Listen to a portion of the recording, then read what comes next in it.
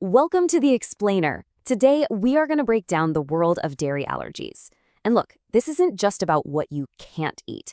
It's about building the confidence to live a full, delicious, and totally safe dairy-free life. We're going to give you the practical tools to make it happen, so let's just dive right in. So let me ask you something. When you think about managing a dairy allergy, does your brain immediately go to, okay, just skip the milk and cheese? If it does, you're definitely not alone. But as we're about to find out, that's really just the tip of the iceberg. The biggest challenge, and honestly the thing that causes the most stress, comes from the dairy you don't even see. It's kind of lurking in places you would never, ever expect, which is why really understanding the problem is the absolute first step to solving it. Okay, so first things first, let's get one thing straight. This isn't just about a little discomfort or an upset stomach. A true dairy allergy is a serious immune system issue, and confusing it with something else, well, that can be pretty dangerous. This right here, this is probably the single most important and most dangerous point of confusion. A dairy allergy is your immune system literally fighting milk protein. Lactose intolerance, on the other hand, is your digestive system just having a hard time with milk sugar. They are completely different things. And that's why a lactose-free label is absolutely not safe for someone with a dairy allergy.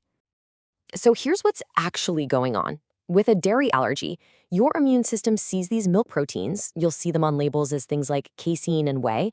It sees them as a threat and it launches an all-out attack. And we're not talking about needing to drink a whole glass of milk here.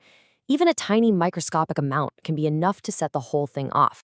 And that attack, that reaction, it can look like anything from hives, swelling, and vomiting, all the way to really severe symptoms like having trouble breathing or even going into anaphylactic shock.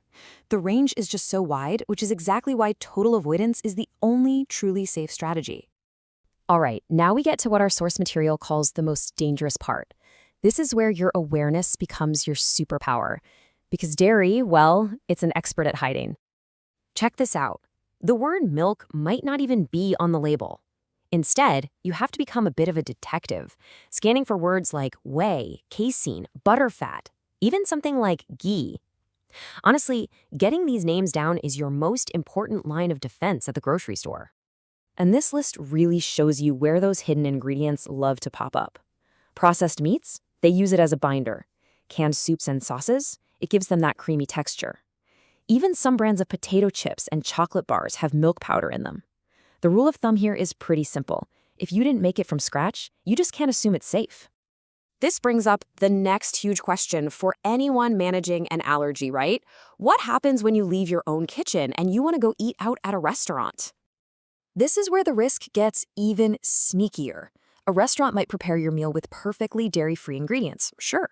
But if they cook it on the same grill where they just melted a bunch of cheese or use the same knife they just used to butter some toast, that food isn't safe anymore. Cross-contamination is a silent but very, very serious risk.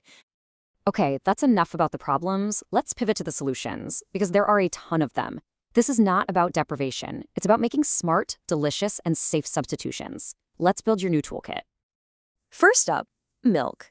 The dairy-free aisle in stores has absolutely exploded with options.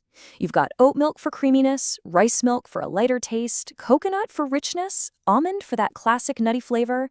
The sheer variety means you're not losing a thing. You're just gaining a bunch of new choices to play with.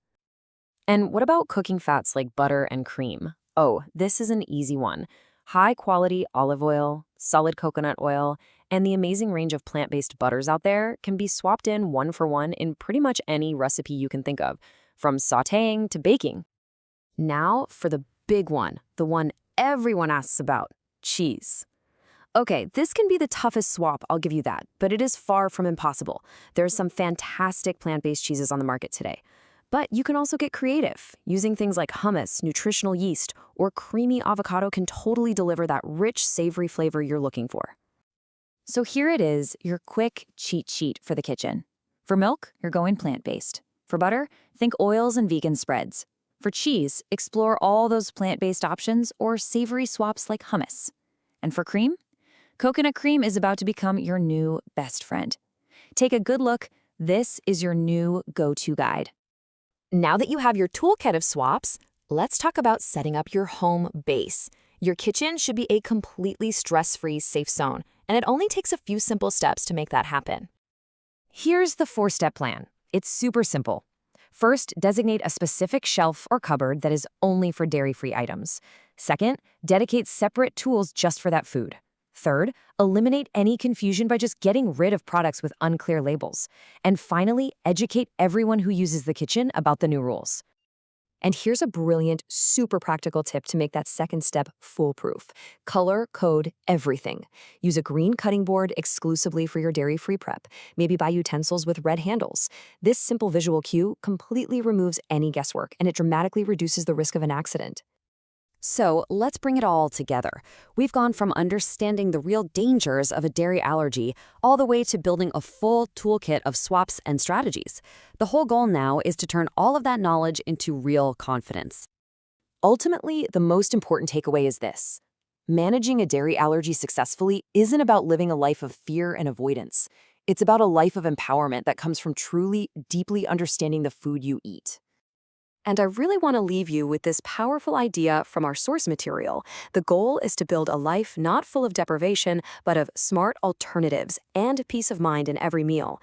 So the next time you look at a food label, don't just see a list of ingredients. See it as an opportunity to take control. So I'll ask you, what's the first smart swap you're going to try this week?